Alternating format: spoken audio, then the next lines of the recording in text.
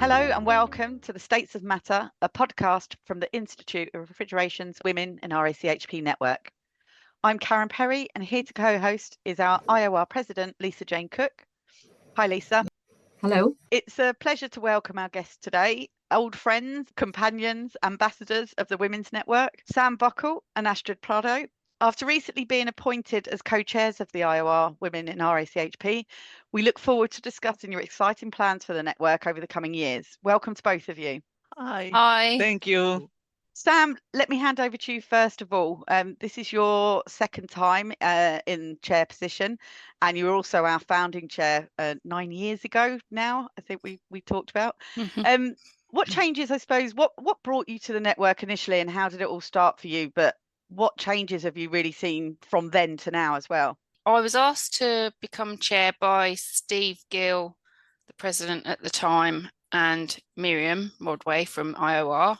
I was quite surprised. I don't know why, because it's something I'd been involved with in RACHP, my previous company, and I was really honoured they asked. I immediately went into full 100% imposter syndrome and complete panic, obviously, as you can imagine. But I was really lucky. There was a great group of women. It was something that was absolutely required and wanted. I mean, Steve and Miriam totally saw that. And, you know, I was completely supported, and off we went, really, into the unknown. Lisa Waters from the IOR was my absolute sidekick at the very least. We both sort of headed off and started planning things, and we had a blank canvas, and it was pretty amazing. I had a great time. And then I can't believe that we've had so many years all together. And each time a new person steps into the chairwomanship, it takes a different trajectory, and everyone's been amazing. It's lovely to come back and co-chair, because I think something that I've noticed since we've all worked together as one team is that we're just getting busier and busier and busier. I mean, everybody's careers are growing. That's been wonderful to watch. I think when we all got together, there was a level of vulnerability about us, which is not as strong now. And I have to say, I think the support that we've all given each other has built confidence. I've watched that in all my colleagues on the committee. It's lovely. And such a group of successful women in all different sort of roles all over the industry. It's just a joy. I love being part of the Women in RACHP.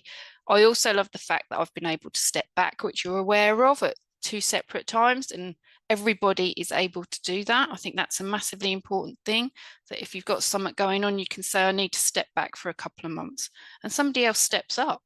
You might not hear from somebody for 8 months or something, and then something will come up and you'll say, oh, so-and-so's involved in that. And you give them a call and they're like, yeah, and they come back in. But it has changed massively, and I'm just so proud to be part of it. But all the chairs have brought something different. I can already see working with Astrid, it's just going to be amazing. It's a lovely group to be part of. I think, Sam, you probably had the hardest gig to begin with. And I kind of remember with going to the dinners, and we always at that time we didn't really have what we probably would say now, our crew going to kind of these events, and it just becomes the norm who's there. You were kind of that voice that had to start walking around rooms and talking to people. Yeah. And I know you were kind of going to dinners and things. That must have been really daunting for you. It was a bit, but once I got into it, it gave me a reason to go around and introduce myself to people. Like people like Kelly came up to me and she was like, oh yeah, I love the idea of this. I'd love to be involved really early. And I sort of spoke to some people, and they kindly listened to me, and I never heard from them again. But it sort of did help, because I was brand new to the industry.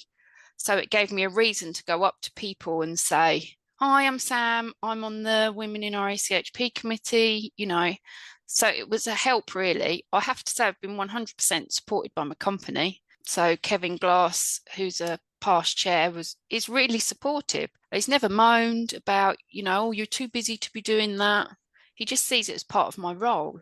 So that, I think that was really important and really noticeable as well, that he allowed you that kind of time to do that. And I think that's it. It is voluntary what we do, and not just the time, but also the voice to be able to talk in your own companies as well. Yeah, I just see it as such a massively positive thing.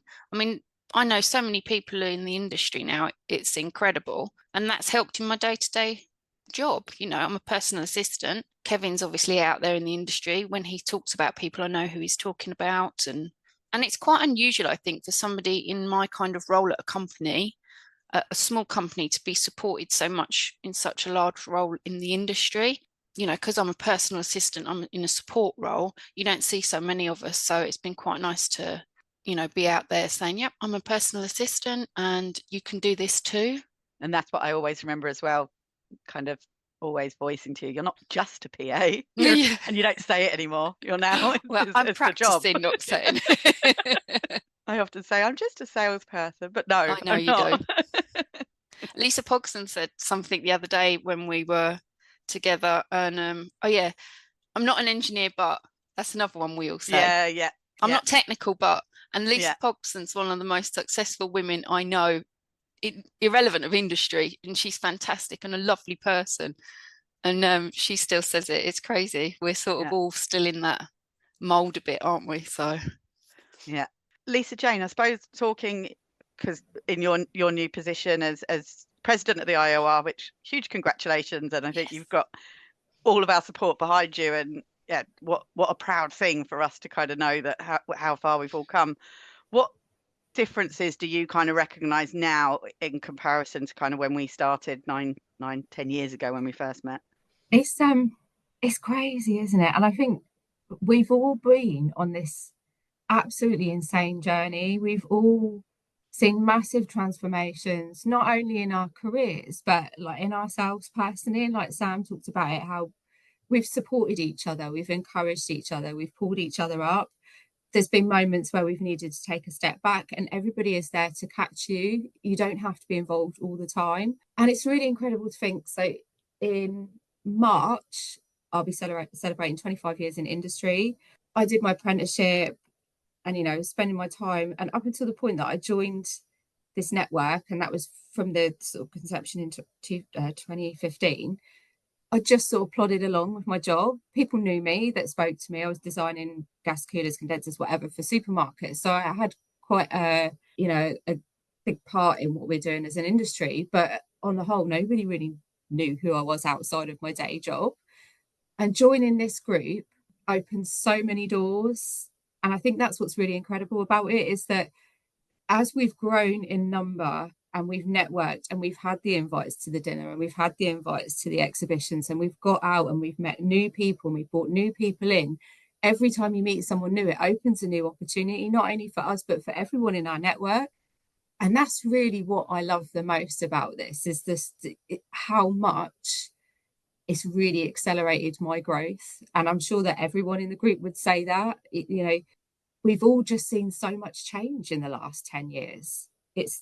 I just don't, you can't explain it, can you? It's just incredible. And I never thought when I joined the group in 2015 and joined the IOR that I'd be here today. Like, you never think that. And people who know me know that I'm a roll with it kind of person. Somebody asked me what am I going to be doing in 5 years, I'm like, I don't really care, whatever. You know, it's just whatever happens. I'm just that sort of person. But I never dreamt that I'd be where I am now. And that is massively down to the network and the people that have supported. And it's, like I say, it's an incredible group to be a member of. And I always remember and kind of look back to when we all first sat in a room together in Manchester, I think, from memory. And the list of things we spoke about was, we want to be in schools, we want to attract more students, we want to be on panels, judging panels and things like that. And at the time, I remember the whole, as voluntary work and additional to work, being actually quite daunted of like, no chance. Like, I think we initially wanted to do everything in week one, and then kind of realize, actually, let's kind of focus on small bits, and to now be that we're doing STEMazing and we've got STEM ambassadors and we are doing stuff in schools and colleges, and being visible in that area is just, it is huge, really. It took time, but yeah, we're so far down that line now as well.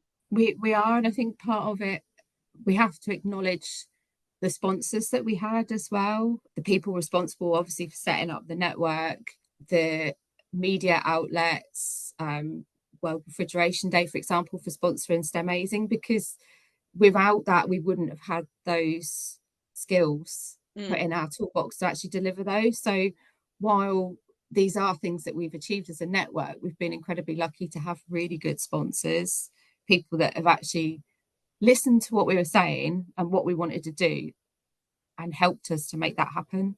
Absolutely, yeah. I think that support in kind of all areas, certainly with industry press and talking about us outside of our group as well, has really helped Yeah, things really I far. think, you know, for example, like the ACR Journal with their Women in ACR, you know, that's been incredible for us because it's given people an opportunity to share their story. Hmm. Which again, it's helping us grow our network, it's helping us get the message out there. And the more we do this, the more we attract more people to join and our voices become stronger. Sam, you talked about the that support for each other and taking time out and what we need, and I think that was always felt from really early on, was there was support for people, and it was always that, are they okay, and moving on. And I think we'll probably ask you, Astrid, now as well, because I hope you don't mind me mentioning you took time out also to extend and grow your family as well, didn't you? Yes, that was a quite important moment in my life. So it was great to have the support of the group to continue with the work. I mean, for me, it was always very important to be an advocate for women from all disciplines, that it was not only about engineers, everyone that contributes to the success of the company, accountants, HR, marketing, IT, everyone plays a professional role on it. And sometimes these roles are not seen as much as engineering roles, but they play an essential part. We approached the subject in 2016 of creating a group that had a common interest of networking and educating women so that we could come together and help each other to progress our careers, because many of us were already in the industry, but part of our objectives were to showcase our role models so that we could attract new talent. We wanted to share that with women and girls everywhere. We wanted to show them that this is possible, because as we were saying before, you cannot be what you cannot see. For me, the appeal of the group is focused on getting the industry to be more diverse, more equal, more inclusive, and more attractive to all the women, and also that under the woman banner we included and the represented group, any group that has historically had access to less opportunities and resources and influence. We, under the woman in RAP banner, represent all those women. Another point that I really wanted to learn, and I wanted to hear from other women and to see what it takes them to get to where they are in the industry, what barriers there were, and how did they overcome those. Can we share them with others? Can we help other women become more aware and better at what they do? But I think very early on we realized there was a blank canvas, as some say. There was no legacy structures. So we molded the group as we best saw fit, by sharing and getting feedback from all of the women that work with us.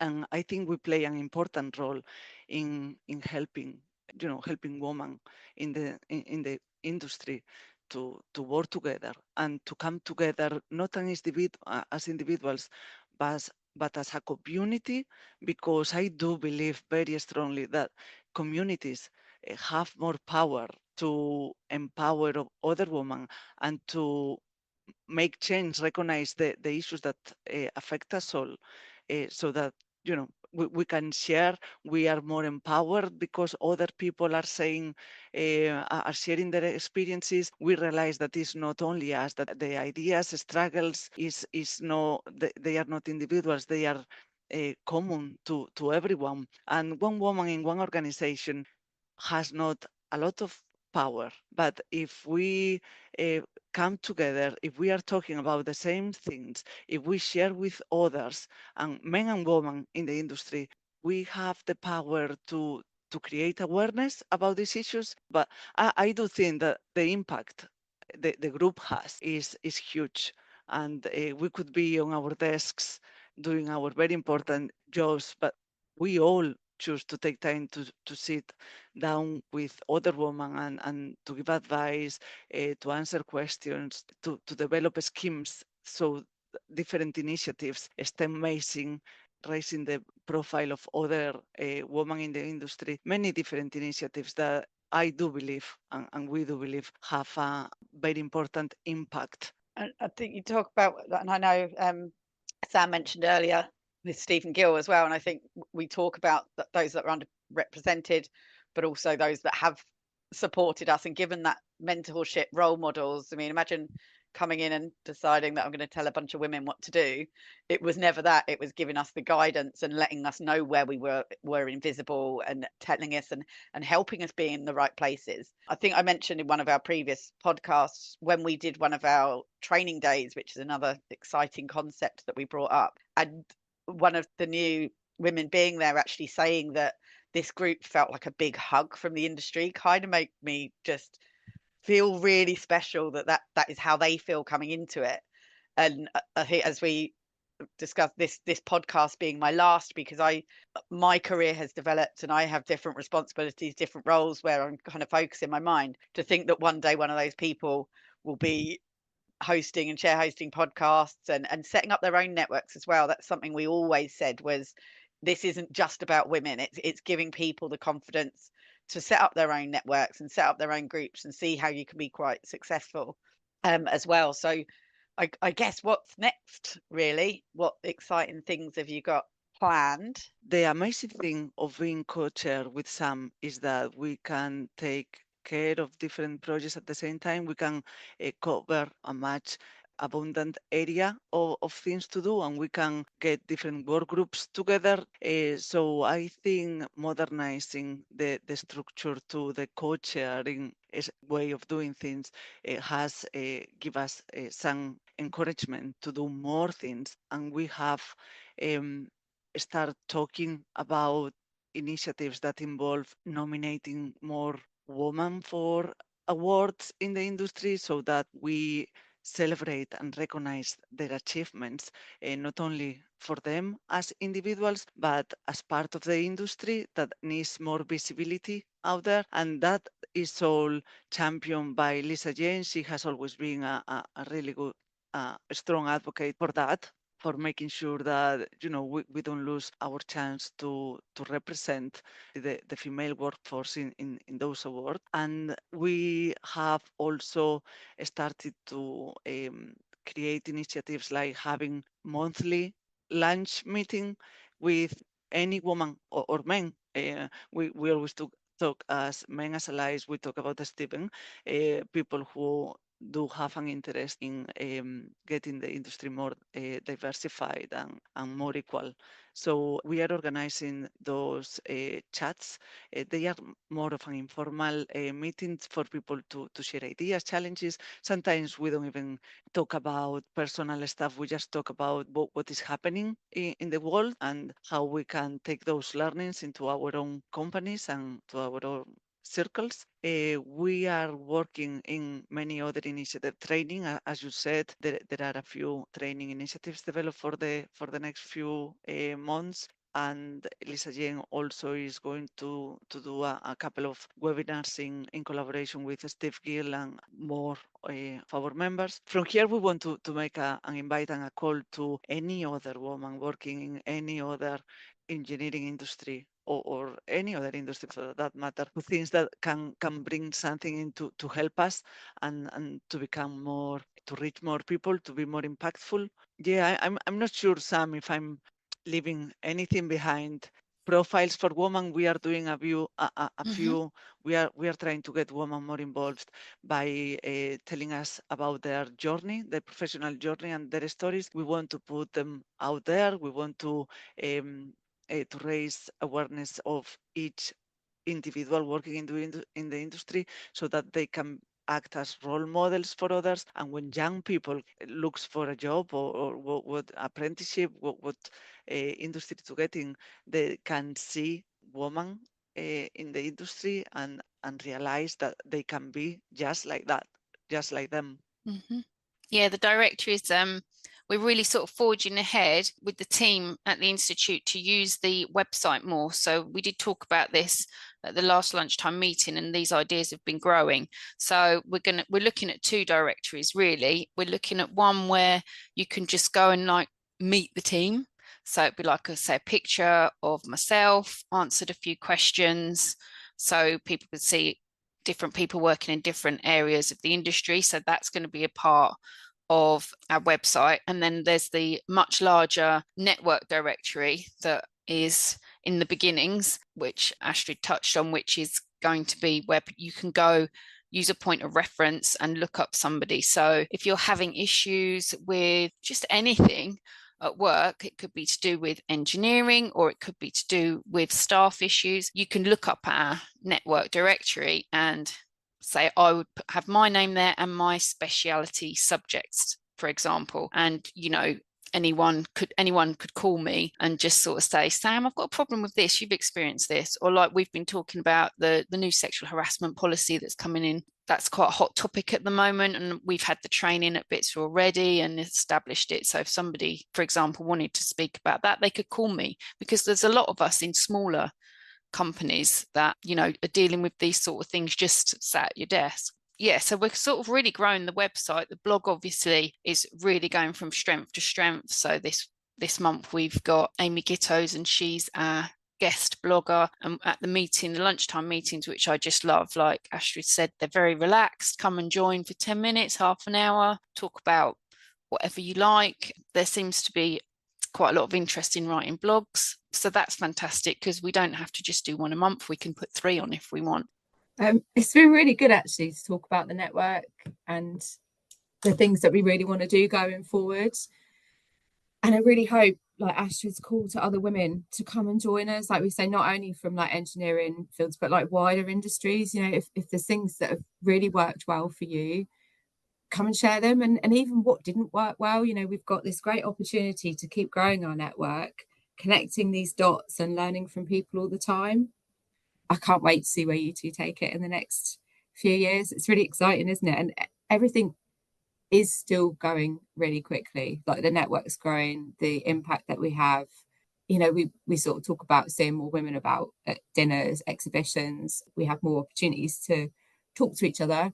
But even now, you know, just there's more female representation at like the Student of the Year Awards. And I think that's absolutely like testament to what we're doing to really promote the fact that there are opportunities and that the females in the industry, and there's no reason why they can't excel in any role that they want to. Which kind of takes me on to one of the sort of features that we always have on our podcast, and it's about experiences you might have had. So I'm going to ask Astrid to start off. Have you had a really embarrassing moment? So something that you've just, you know, wished that the ground has swallow you up immediately. We've all shared quite a few of these in the past. Or we also sometimes talk about like a WTF moment where you're like, literally, like, did you just ask me that? Is there anything that really sticks in your mind? I do, and I did, and I still have a lot of embarrassing moments. My life is one of embarrassing moments ongoing at work, and because of my Spanish accent, and no matter how hard I try, for me, all the shits and goods and chips, they all sound the same. So imagine how, you know, how funny my colleagues find it. I've mastered the art of creatively mispronouncing all my colleagues' names. Well, not all, but some of them are more complicated than others. So it's just these little things. And for example, when I tell my colleague Nikki, is the Wi-Fi working for you instead of the Wi-Fi, and everyone just laugh. And I've just learned to embrace it, and rather than focusing on it. But yeah, that keeps recurring all the time. Is my British accent after 20 years is uncanny. Never change. I think it's Oh brilliant. God. It's nice that you can laugh about it, and I'm sure your colleagues find it the same. And it's just one of those things. I don't speak any Spanish, so I'm sure if I tried, Exactly. you would Yeah, we can't say find it anything. equally as amusing. I must admit, after working with an Italian colleague and beach flags was, I now only refer them to them as bitch flags. Yeah, because that was all we kind of the pronunciation. But I know sometimes it's so difficult because when I hear it in other people, I can tell the difference. But when I pronounce it, it just doesn't come out the same way. having the confidence to embrace it and find it amusing, and yeah, when it's right and it doesn't offend you. Oh, totally. Sometimes you need to tune in. And Yeah. if I'm talking to someone new, to a new, I don't know, a new colleague or customer, something like that, I always allow them a period of, adaptation before we get into the deep end of things, because I know it takes some time to tune in.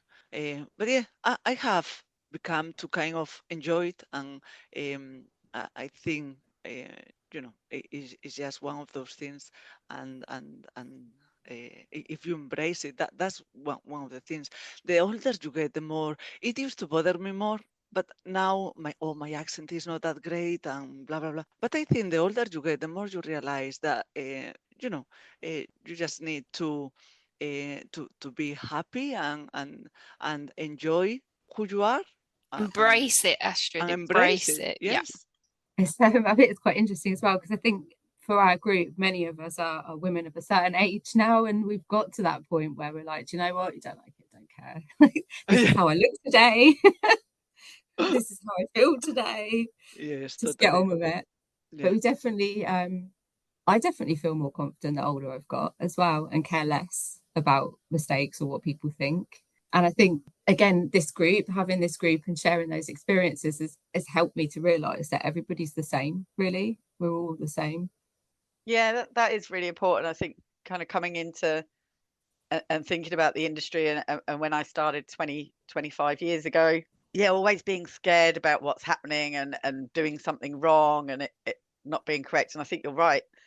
We all recognize in each other those shared experiences, and when things are going wrong, and just talking about different subjects like menopause, and that it's like, this is normal, and it is. And that's what I hope continues as well, that those supporting each other and taking that fear away from people if they're worried about something, concerned about their career progression, concerned about how they speak or how they're perceived. And it's being true to yourself as well is what's important. Totally. It's good as well because our network is very diverse. So we have people from lots of different roles, lots of different ages, lots of different career stages. And like we have this opportunity to share that knowledge and wisdom downwards as well. Everybody's winging it. I don't care what people say, men, women, whatever. Like there are moments in our career where you get a question and you're like, not really sure about the answer to that one. So we have a go, don't we? And it's trying to get that across to the next generation that are coming through, that they don't have to be perfect. They don't have to know anything or everything. It's this constant journey. And we all know our industry is constantly changing. So you can't always know everything. And people make mistakes as well. Like we've all made mistakes at work.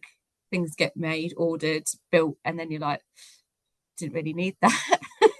But it's just life, isn't it? And it's sharing those experiences and letting the next generation know that it's okay. Like we've all made mistakes and we've all done silly things and we've all been embarrassed at some time or other. For crazy things like, I don't know, falling down the stairs in the office and everybody's looking. All these things happen to us.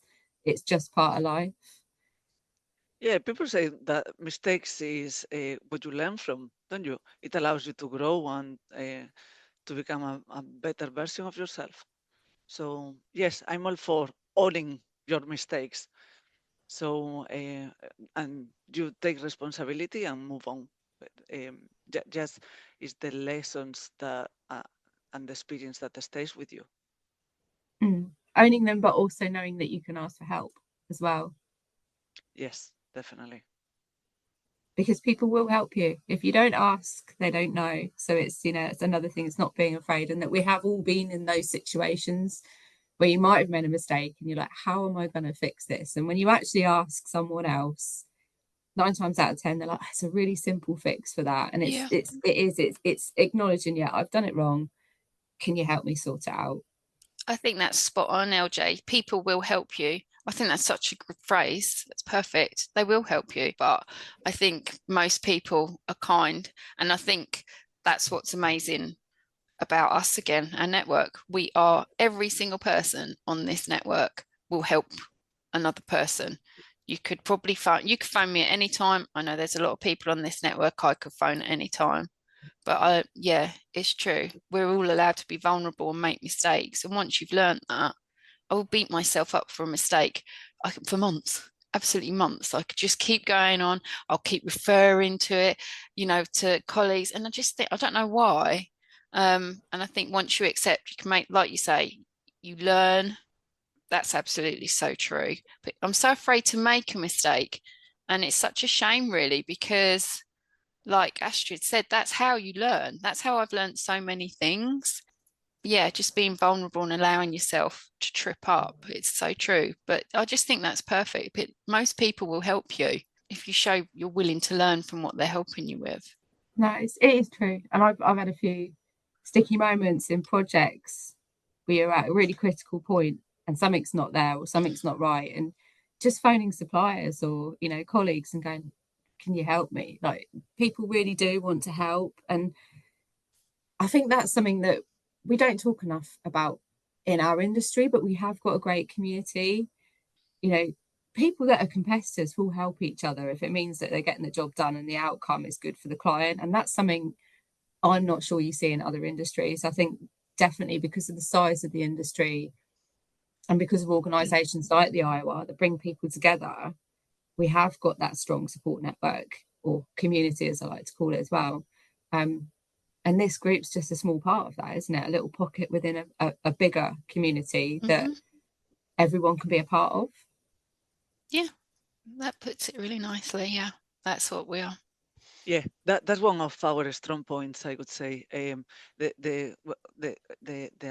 amazing thing of the group is that you not only can reach out and get someone and get to talk to someone with more experience and help you with it can be anything from small technical issues with things related to work, how or maybe more kind of about your professional development. Where do you want to get? How you can get there? What barriers to look for? So that's really one of the strong suits of the Women in RACHP group. I think that was one of, I remember being at one of the AGMs a long time ago and seeing the things we were doing on social media, and maybe it was when we set up the podcast and how we were sharing things and working differently. And I think, Lisa Jane, the way you kind of put it, it is a small pocket in a wider committee. But I remember talking about some of the ideas and it just felt new. It felt really different. And I think that was the knowledge brought together of different people and where they were in their careers, what they were doing. I felt we were just sharing something new and sharing something different, and it was something to be really proud of. And I hope we have kind of shared that with others that then do start their own kind of networks and getting involved more, working differently on social media. Something really good that came out of everything that we've done, or the opportunity that we've had, is to join INWIC, so the International Women in Cooling Group. I think that has to be another milestone moment when I look back over everything that we've done, because as Astrid was talking about strengthening voices in numbers, we now sit at the table with women's groups from across the globe, and that again has been really transformational for us because it opens doors, opportunities, new conversations, learning from others, and like I said earlier, what works, what doesn't work, and just even sharing those experiences. We were lucky enough to have Colleen, who was the president last year, come over to the installer show and speak to everybody, and to have someone from outside of the UK but doing the same thing to come over and talk and share her story experience. It was really inspirational, and there's so much that she's done differently that we could learn, and the same vice versa. I think that leads into kind of one of my embarrassing stories nicely, Lisa Jane, and yeah, our visitors from international visitors who may not talk to us. I don't know if you remember, it was kind of one of the hottest days of the year that we had the event that Ina and Colleen joined. And I found them waiting for an Uber near the NEC where they weren't getting one very quickly. I think I had Sam in the car to drop to the station, pulled over and said, "Do you want a lift?" And had to shove the pair of them in the back of my car under the dog bed with a dog blanket on the top of them. My boot was full of luggage, and I've never been so embarrassed of doing a nice, kind thing, but then Very thinking, kind. "Oh God," and looking in the mirror and seeing the pair of them like with this huge dog bed on top of them. It was such just an to drive English them. moment. It was such an English moment. It's like something out of like a Bridget Jones movie, Yeah, but it off was. we It was went. like, just get in, off we went. And it was just, I think when I looked back in my mirror and it was boiling hot and I was just dropping them back to the hotel, and yeah, the poor things in the back almost looked like we'd have rather waited that 2 hours for the Uber. But yeah, good It was moment. funny. It was a good moment. It was a good moment. And you just wanted to help. Yeah, yeah. Just Yeah. rammed them Hopefully in they there. are still. Pushed them in the car. Oh dear. I'd forgotten all about that. Thanks for that little segue. I'm sure we're going to have loads more of those types of stories to come as well. We're just at the beginning of 2025. We've got lots of events kicking off for the next few weeks and months. We've even got events ourselves as well, haven't we? Which we've sort of got bubbling away in the background, which is really exciting. Yeah, I'm looking forward to hosting at Milton Keynes. So I'm constantly thinking about that now. That's in my head. So I quite like it when I start thinking about something all the time. That means I'm going to get inspiration from different areas. I do like to get my teeth into a project. So we've been talking about that and what that's going to look like, but we quite like the idea of getting us together and doing a little bit of how I got here sort of thing. Because like you say, we've really got a mix of different women now on the committee. You know, we've got young mums, we've got mums who have done it, we've got, you know, women who are, you know, looking after older parents, women who don't have children. It's just like a fantastic mix, but everybody's journey is so valid. And I'm looking forward to sharing that. Somebody shared right after that lunchtime meeting, they want to write a blog because of a medical issue that they've been through. And I thought, wow, yeah, this is a good share. Women's health, that's something, you know, we haven't sort of got into much, particularly beyond menopause. So although that's obviously massively important, but a younger woman and an experience. So I just think the more we learn about each other, it just means we're more capable of doing more in the industry. We're less hidden, aren't we? We're more, it's that vulnerability again, being able to say help, being able to say, oh, this is who I am. This happens in my life. This is what I juggle. I just find people fascinating, and this is the place for them, I think. So, but yes, I'm looking forward to that. I'm obviously working with Astrid and anyone who has any ideas about our next event in April. But yeah, it's all good.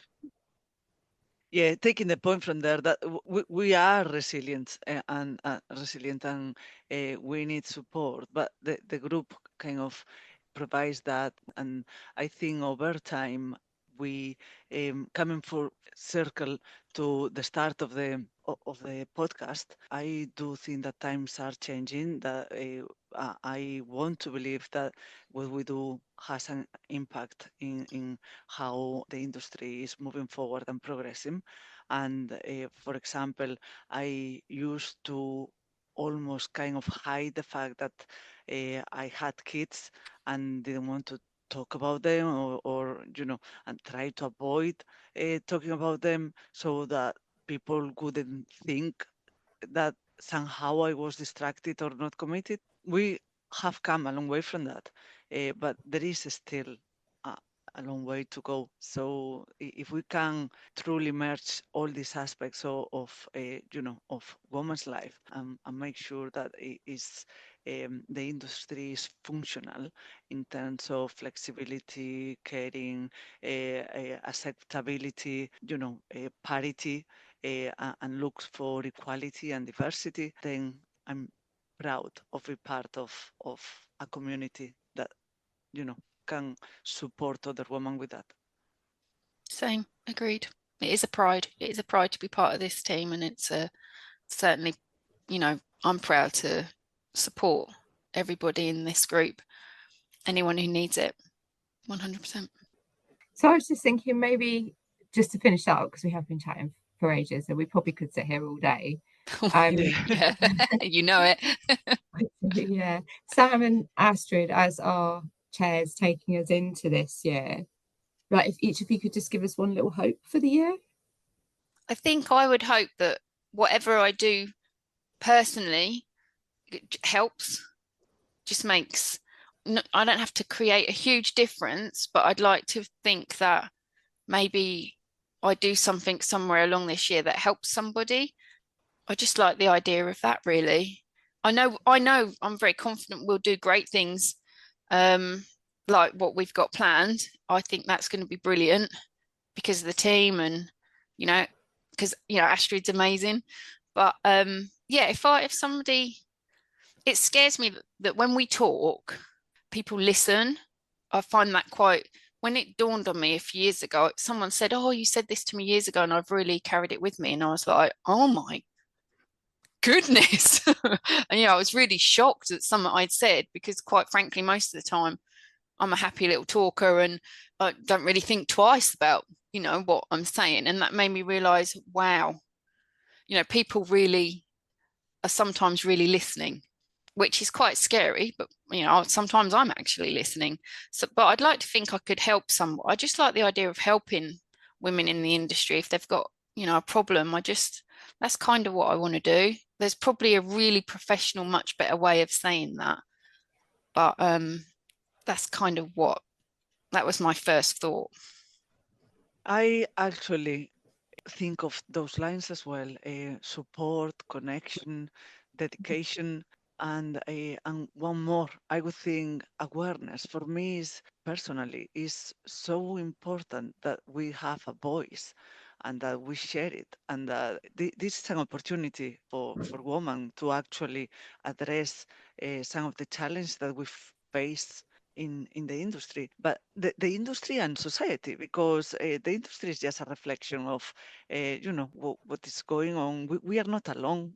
Other industries are suffering from the same issues.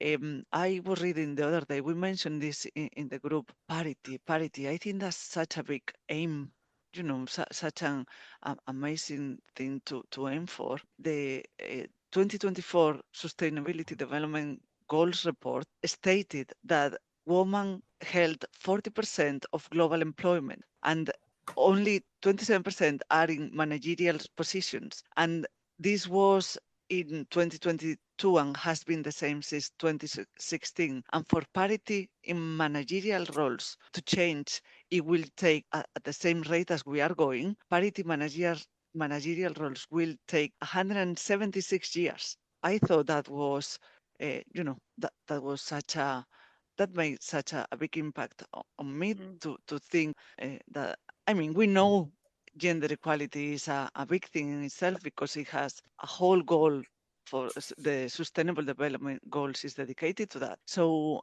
I would, for me, the goal is more awareness, more sharing what the barriers are so that we can, we can address them and be vocal about it, not individually, but together as a community. I love that.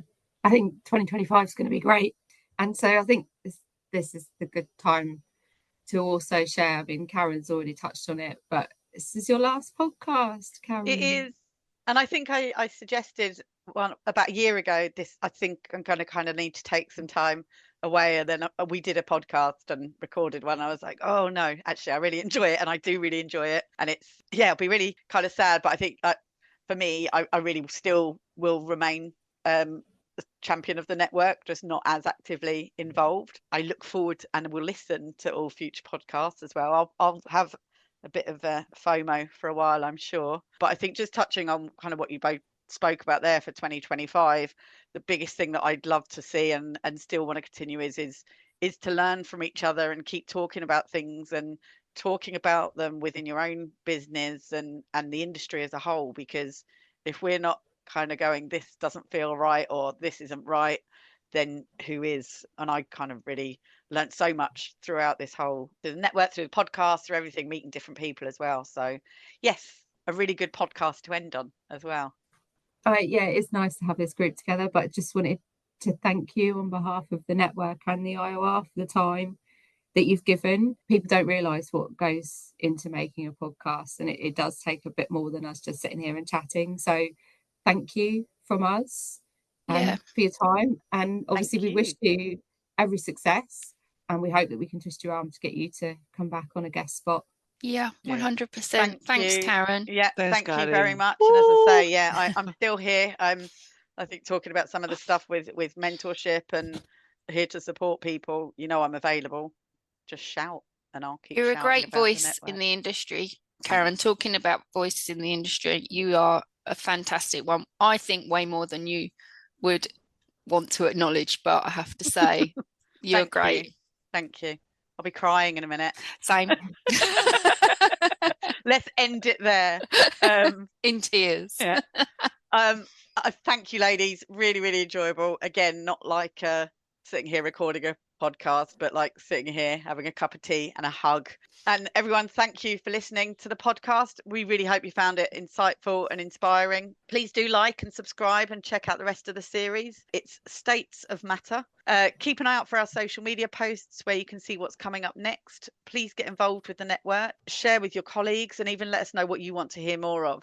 You can get more involved with our LinkedIn group, which is IOR Women in RACHP, and help to grow our community and our network and highlight women in our industry. Please do get in contact and keep an eye on the website as well if you'd like to reach out about anything we can support with or help with.